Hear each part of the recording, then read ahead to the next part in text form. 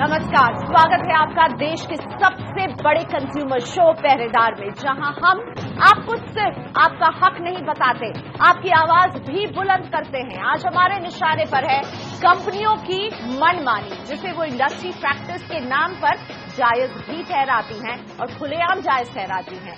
देखिए क्यों सोनी अपने ही टीवी की रिपेयर करने में है नाकाम। कैसे कंज्यूमर कोर्ट ने कैमरा रिपेयर न कर पाने पर सोनी पर लगाया 5,000 का जुर्माना, और मैक्स लाइफ का एक कंज्यूमर क्यों मजबूर हुआ अपनी पॉलिसी सरेंडर करने के लिए। तो इन केसेस पर रहेगी नजर, लेकिन सबसे पहले फोकस हमारा कंपनी की मनमानी पर। जब आप किसी कंपनी से कोई इलेक्ट्रॉनिक प्रोडक्ट खरीदते हैं तो मानते हैं कि वो प्रोडक्ट लंबे समय तक आपका साथ देगा, और अगर उसमें कोई भी तकनीकी खराबी आएगी तो कंपनी आपका साथ देगी, आफ्टर सेल सर्विस आपको देगी, और इसीलिए हम ब्रांडेड प्रोडक्ट खरीदने जाते हैं, चाहे वो कितने महंगे भी क्यों ना हो। लेकिन जब आपको उस बड़े ब्रांड से भी आफ्टर सेल सर्विस नहीं, सिर्फ लिप सर्विस मिले, तो कंज्यूमर क्या करे, कहां जाए। ऐसा ही हुआ है मुंबई के नंद किशोर गुप्ता के साथ। नंद किशोर जी ने जुलाई 2010 में सोनी ब्राविया का 32 इंच का एलसीडी टीवी खरीदा। जब इस साल उन्हें इस टीवी में तकनीकी खराबी दिखी, उन्होंने सोनी से संपर्क किया, कंप्लेंट किया अपने प्रोडक्ट के बारे में, लेकिन नंद किशोर जी का टीवी सोनी कंपनी ठीक ही नहीं कर पा रही है। क्या दिक्कत आ रही है, क्यों सोनी अपने ही टीवी को ठीक करने में नाकाम साबित हो रही है, और नंद किशोर जी क्या करें। मेरे साथ नंद किशोर गुप्ता मुंबई से जुड़ रहे हैं। नमस्ते नंद किशोर जी, स्वागत है पहरेदार में। आपके टीवी में दिक्कत क्या आ रही है? बहुत कॉम्प्लिकेटेड दिक्कत है क्या कि सोनी जिसका ब्रांड का टीवी है वही अपने ब्रांड के टीवी की दिक्कत दूर नहीं कर पा रही है? नहीं, दिक्कत खाली पैनल उनको चेंज करना है। दे हैव आइडेंटिफाइड, उन्होंने आइडेंटिफाई कर लिया है कि क्या प्रॉब्लम है। लेकिन मतलब फरवरी 11 से ये यही कहे जा रहे हैं कि जी पहले तो उन्होंने एस्टिमेट दिया कि हम पैनल चेंज कर रहे हैं, फिर एक डेट फिक्स करी कि हम आके चेंज कर रहे हैं, हमसे अप्रूवल लिया एस्टिमेट का 10,600 रुपए का, और उसके बाद फिर जब डेट आई तो बोले जी एक पैनल हमारे पास आया लेकिन वो डिफेक्टिव है तो हम नहीं कर सकते कुछ। फिर ये रहा सर्विस सेंटर लेवल का कम्युनिकेशन। उसके बाद फिर सोनी इंडिया ने वो हमसे कहा कि आपको हम पार्ट नहीं हमारे पास, हम चेंज नहीं कर पाएंगे, तो आपको हम जो है नया टीवी देते हैं 25% डिस्काउंट, आप चाहे जो खरीद लीजिए, पुराना टीवी सरेंडर कर दीजिए। उसके जवाब में हमने उनसे कहा कि भैया फिर आपने एस्टिमेट क्यों दिया जब पार्ट नहीं था आपके पास? तो आपने एस्टिमेट दे दिया तो आपका कॉन्ट्रेक्चुअल ऑब्लिगेशन है, और हमने जो है वो टीवी लेने से मना कर दिया कि 25% हमको यही ठीक करके 10,600 में हमको वर्किंग टीवी चाहिए ये साइज का।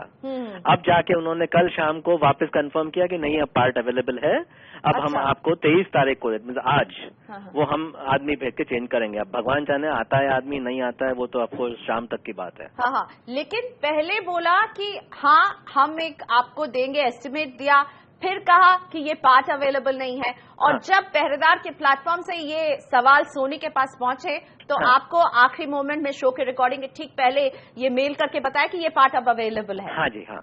ये आपको नहीं लग रहा ये हाँ ना जो चल रही है सोनी की, आपको तो बहुत डिफिकल्ट पोजीशन में डाल देती है, और आप पर ये भी दबाव है कि आप सोनी का ही दूसरा प्रोडक्ट खरीदेंगे तो आपको वो 25% का डिस्काउंट। वो तो मार्केटिंग स्ट्रेटेजी है ही। देखिए आज बिना ब्रांडेड प्रोडक्ट आधे दाम से भी कम में मिलता है इनका, और ये जो है डबल पैसे लेके और फिर आपको बोलते हैं जी 25% पे हमारा ही ले लो ब्रांड, तो उनका नए टीवी बिकते हैं, पुराने टीवी का तो भगवान ही जाने क्या करते हैं वो। अब वो कह रहे हैं पैनल खराब है, एग्जैक्टली क्या खराब है वो थोड़ी हमको मालूम है, हम तो लेमैन है। तो नंद किशोर जी अब आप क्या करने वाले हैं? अब आपको वो कह रहे हैं कि हम इसे ठीक करके देंगे, और यही सोल्यूशन आप चाहते थे सोनी से पहले दिन से, जो आपको नहीं मिल रहा था। नहीं, मैं तो यही चाहता हूँ कि भाई ये ठीक कर दें, ठीक है 10,000 रुपए जो हमको देने हम दे देंगे, लेकिन वो ऐसा नहीं हो ठीक करने के 3 दिन बाद टीवी फिर खराब हो जाए। तो कम से कम ये 1-2 साल की गारंटी दें कि भाई हमने ये चेंज किया पैनल जो मैं समझता हूँ एलसीडी टीवी का इट इज दी हार्ट, और सब तो जो है छोटे मोटे पुर्जे होते हैं। तो लेकिन आप क्योंकि अड़े रहे अपनी पोजीशन में कि आप ठीक करके दीजिए मुझे, नहीं तो सोनी ने तो बीच में हाथ खड़े ही कर दिए थे कि ये पार्ट अब अवेलेबल नहीं है, 5 साल पुराना टीवी है। आपको लगा सोनी जैसा ब्रांड ऐसे कैसे कह सकता है कि एक इतने बड़े 32 इंच के एलसीडी का एक पार्ट अवेलेबल नहीं है, अब आप नया ही खरीदिए? मतलब कैसे कह सकते हैं, मतलब जब ये टीवी था और टीवी भी हमने लिए थे और अनब्रांडेड वो चल रहे हैं अच्छी तरह से, उनमें कोई तकलीफ नहीं है। ये मतलब एक तरह से या तो ये डंप कर रहे हैं inferior products emerging country markets में कि भाई चलो ये यहाँ पे कंज्यूमर राइट्स लोगों को मालूम नहीं है, कुछ नहीं है, चलो भाई डाल दो क्या फर्क पड़ता है।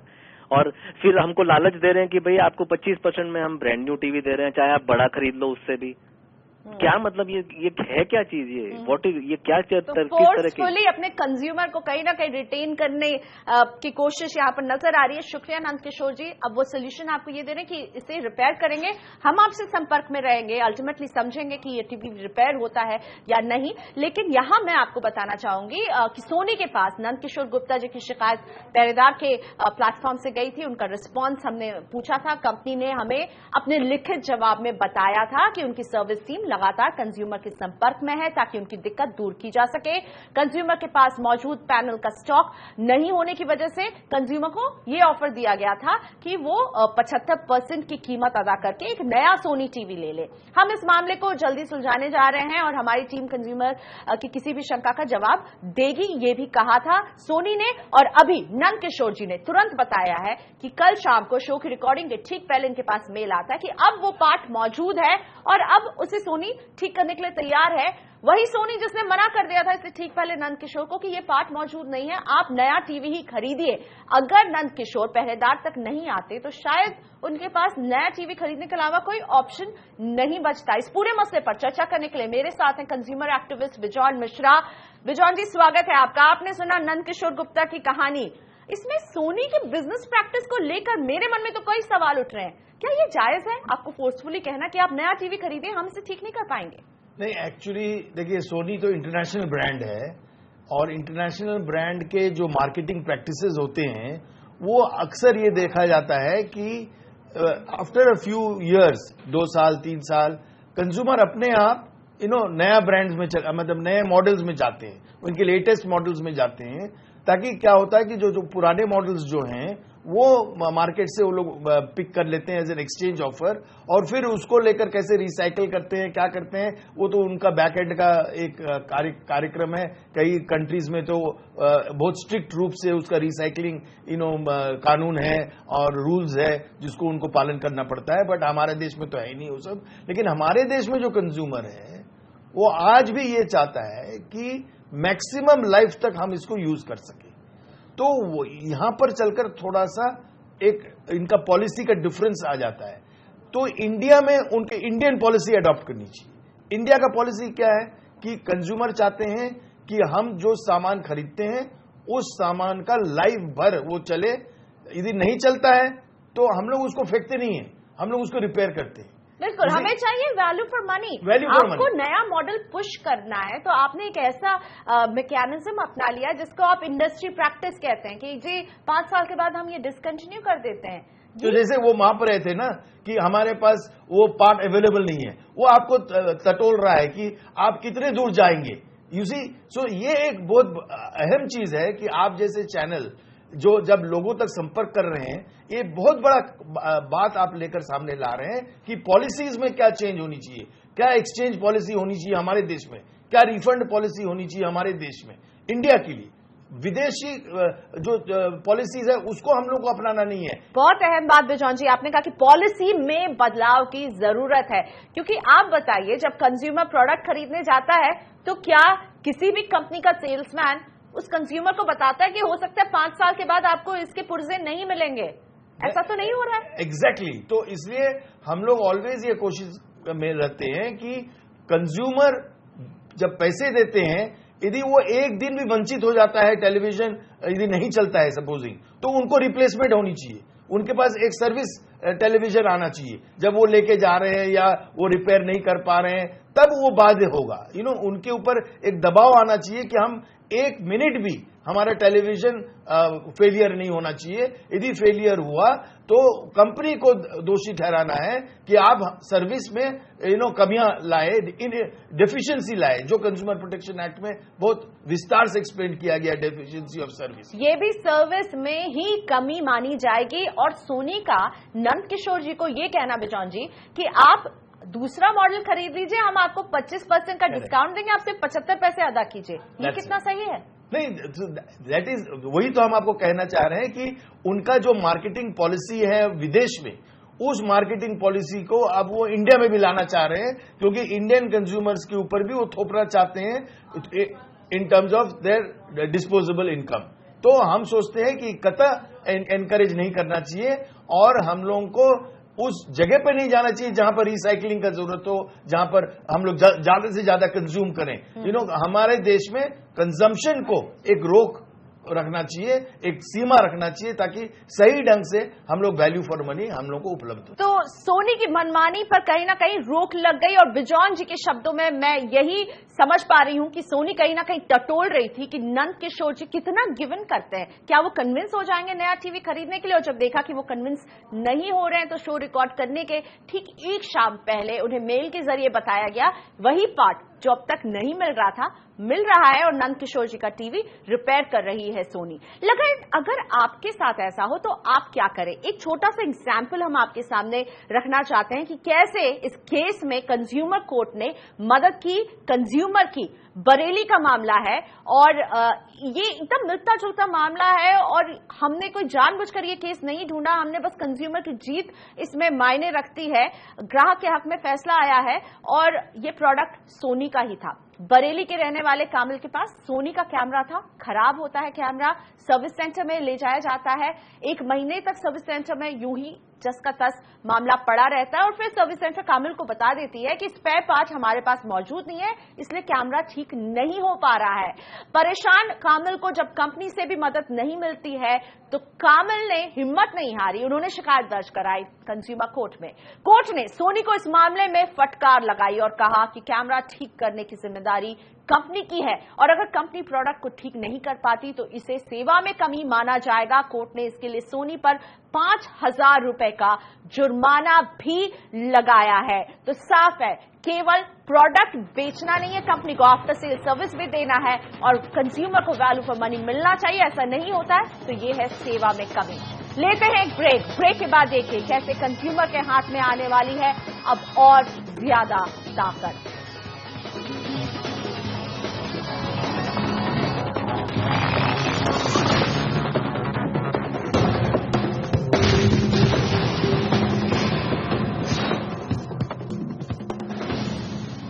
Welcome back. हम करते हैं आपके हक की आवाज को और ज्यादा बुलंद। कंज्यूमर के हाथ में अब और ताकत आने वाली है। ये ताकत देने के लिए आगे आई है फिक्की, CII, PHD, एसोचैम और डिक्की जैसी इंडस्ट्री बॉडीज। इन्होंने कंज्यूमर मामलों के मंत्रालय के साथ करार किया है जिसके बाद कंपनियां कंज्यूमर की शिकायतों की सुनवाई बेहतर तरीके से करेंगी। अब ग्राहक किसी भी भ्रामक विज्ञापन या खराब प्रोडक्ट के लिए शिकायत करेगा तो इसकी सुनवाई इंडस्ट्री बॉडी के जरिए होने वाली है। यही नहीं, नई पहल के तहत कंज्यूमर अपनी बात सीधे उन कंपनियों के मालिक तक पहुंचा सकेगा जिनके प्रोडक्ट से उसे शिकायत होगी। कंपनियां अब ये वादा कर रही हैं कि वो ऐसे प्रोडक्ट बनाएगी जो सुरक्षित हो, अच्छी क्वालिटी को हो, साथ ही उस पर पर्याप्त सर्विस का भरोसा भी देंगी। कंपनियां ग्राहकों की उम्मीद पर खरा उतरने के लिए अपनी सप्लाई चेन को बेहतर करेंगी, कोई भी प्रोडक्ट बेचने के लिए भ्रामक विज्ञापन नहीं करेंगी और ग्राहकों की शिकायतों का निपटारा जल्द से जल्द करेंगी। कंपनियों की ये पहल कंज्यूमर के हाथ कितने मजबूत करेगी, इसी पर चर्चा करते हैं कंज्यूमर एक्टिविस्ट बिजॉन मिश्रा से। बिजॉन, आप खुद भी इस मीटिंग में मौजूद थे जहां इंडस्ट्री चेंबर्स कह रही हैं कि वो कंज्यूमर को ज्यादा ताकतवर बनाएंगी। आपका अनुभव क्या कह रहा है? क्या इंडस्ट्री बॉडीज कमिटेड दिख रही है, वो इच्छा शक्ति दिख रही है? क्या ये कंज्यूमर मूवमेंट में एक नई जान ला सकता है? नहीं, हम बदलाव तो देख रहे हैं, उनके सोच में, उनके विचार में बदलाव देख रहे हैं। इसका मतलब उपभोक्ता जग गया है। आप जैसे कार्यक्रम के द्वारा आप लोग सब लोग मिलकर जागो ग्राहक जागो कैंपेन को एक चला दिए हैं, तो उस कैंपेन के तहत हमको लग रहा है कि अब सारा इंडस्ट्री और ट्रेड को ये महसूस होने लग गया है कि अब वो उपभोक्ताओं को इग्नोर नहीं कर सकता है, तो इसलिए वो समझौता पे आए हैं। लेकिन ये बताइए, कंज्यूमर प्रोटेक्शन एक्ट भी अब आने वाला है, उस पर भी काम कर चुकी है सरकार, तो क्या उसके लिए ये तैयारी है कि इंडस्ट्री बॉडी अपने आप को अलाइन कर रही है? एक्चुअली बिल्कुल आपने you have spoken the truth, क्योंकि कंज्यूमर प्रोटेक्शन एक्ट 1986 जो था, जब जिसका बदलाव ला रहे हैं, कई अमेंडमेंट्स हो चुका है, अब एक नया कानून आ रहा है 2016। उस कानून का जो रूपरेखा है उसको देखकर इंडस्ट्री थोड़ा भयभीत हो गए, क्योंकि एक अथॉरिटी आने वाला है, एक और भी ताकत बनाया जा रहा है उपभोक्ताओं को, उनका हक को लेकर और भी पॉलिसीज और प्रक्रिया आएंगे, जैसे BIS एक्ट में भी बदलाव आ गया, नया कानून आ गया है BIS एक्ट का भी। तो ये सारी चीज देखते हुए इंडस्ट्री अब चाह रहे हैं कि कुछ ऐसा मिड पाथ एक रास्ता निकाले ताकि उपभोक्ता कोर्ट पे ना दौड़ जाए, शिकायत ना करने लग जाए, ताकि केसेस ना शुरू हो जाए, लीगल प्रोसीडिंग्स शुरू ना हो जाए, क्योंकि लीगल प्रोसीडिंग्स में उनको भय ये रहता है कि कहीं इनका कन्विक्शन हो जाए तो इनका ब्रांड पे काफी जबरदस्त आघात पड़ सकता है। तो वो लोग ब्रांड प्रोटेक्शन के लिए इस ढंग का समझौता कर रहे हैं, एक मिड पाथ ला रहे हैं। ब्रांड प्रोटेक्शन कर रही हैं बिजॉन, लेकिन अभी भी कंज्यूमर के अधिकारों की अनदेखी हो रही है, इन कंपनियों की मनमानी हो रही है। ये कंपनियां कहती हैं कुछ और करती कुछ है। No, that is because you see, अभी हम जैसे कहते हैं ऑलवेज कि consumer movement in India is yet to be born. हम ये कह रहे हैं, हम इसलिए कहते हैं क्योंकि हमारे देश में जो कानून है वो अभी भी बहुत ही एंशिएंट है, बहुत ओल्ड है। अभी मॉडर्न कानून लाना चाहिए जहां पर जल्दी से जल्दी हमको राहत मिले। ये नहीं कि हम कोर्ट पे पेशी, इसलिए कल भी माननीय जज जो हमारे NCDRC के हैं गुप्ता जी, उन्होंने कहा कि एक एडजमेंट मैक्सिमम देंगे हम लोग जल्दी से जल्दी निपटाने की कोशिश कर रहे हैं। वो लोग वेकेशन के टाइम में भी कोर्ट्स चला रहे हैं। इसका मतलब उनका भी एक आकांक्षा है कि उनका एक इसी विल है कि हम एक बहुत सक्रिय रूप से उपभोक्ता आंदोलन को और उपभोक्ता संरक्षण को एक सही ढंग से इंडिया में लाए, मजबूती दें एक तरह से। बिजॉन जी, शुक्रिया आपका हमारे साथ जुड़ने के लिए, और उम्मीद करते हैं कि आप कंज्यूमर की आवाज हमारी तरह बुलंद करते रहेंगे और इन कंपनियों पर भी नजर रखेंगे जो करती हैं कंज्यूमर से मनमानी। लेते हैं एक ब्रेक यहां पर। ब्रेक के बाद देखिए मैक्स लाइफ के कंज्यूमर को क्यों सरेंडर करनी पड़ रही है अपनी इंश्योरेंस पॉलिसी।